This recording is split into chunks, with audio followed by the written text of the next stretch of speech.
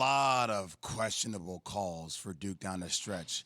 But number three, and here's probably the biggest point. I'll just go ahead and say it. I mean, we always keep it real here in the show. I feel like my coach got outcoached. Oof. I feel like he got outcoached. What? We went small, and that was by far our best lineup. We had Paolo Banchero at the 5, and we were able to create pace. We got turnovers, and Mark Williams is in foul trouble. Then he comes back in the game, and then once again, Caleb Love, I said it on the show, he's the one dude that scared me because he's a wow factor. And Mark was late to get up on that screen, and he hit a dagger. The game was just, Key, it was one of those games, where you're emotionally fatigued from, the back and forth. It was like a heavyweight fight, Max. That's what it was like. And if you remember last week, Jay, I talked about the fact that UNC, when we had, I don't know who was on with us, it might have been Coach on with us, but I talked about the fact that UNC certainly goes into this game with the confidence that they can beat Duke a second time around in a short period of time, given the fact that they closed things out at Duke the last game of the season on the farewell tour for Coach K. And you go into a game with confidence, knowing that you've done this before. So you're going to have a heavyweight fight in this situation, back and forth, because they're not going to let their guards down, knowing that they took care of business the first time around. You talked about, Jay, you talked about having dogs at the guard position, especially in the tournament. And Roach started stepping up, and that's when Duke goes on their run. And Love, by the way, he missed a bunch of shots to start the game. Cold, Yeah, but had that dog in him and kept shooting and got hot and hit the dagger. Caleb Love and RJ Davis went for 46 points.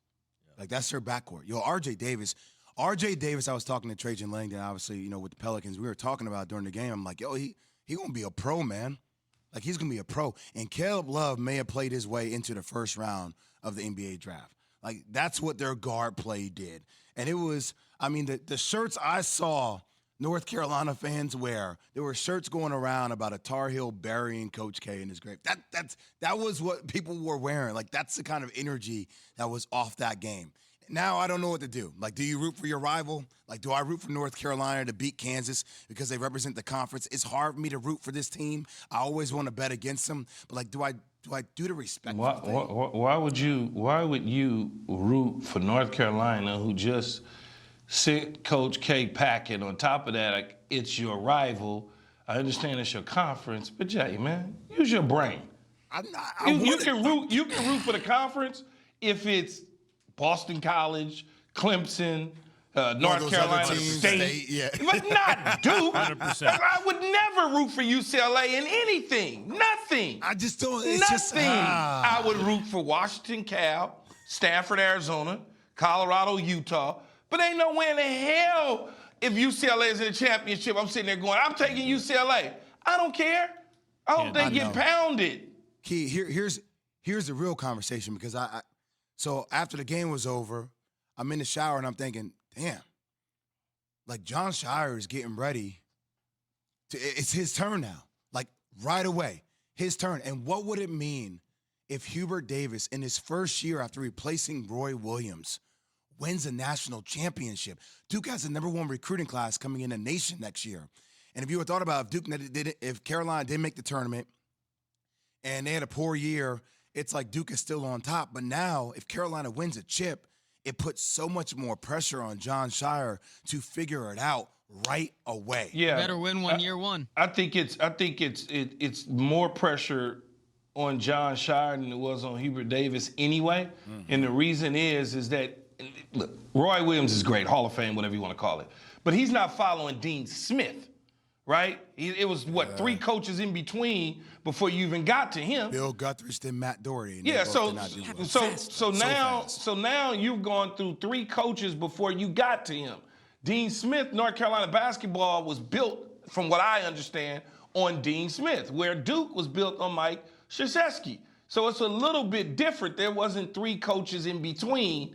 Now Coach Shire taking over. So I think the pressure is, no matter what, win, lose, whatever the case is, hit the ground running, there's going to be a lot of pressure on him, because people are expecting, and Jay, they're expecting him to do the same things Coach K did. Agreed, the Key, and they got #1 recruiting class. And I'll tell you, they got a big decision to make, because Nolan Smith is a guy who's been on the road getting a lot of stuff done for them. Noah Smith won a championship 2010 for Duke, and he's been securing a lot of these, big-time players. And there's rumors about him potentially leaving, him going to Louisville and being the associate head coach with Kenny Payne.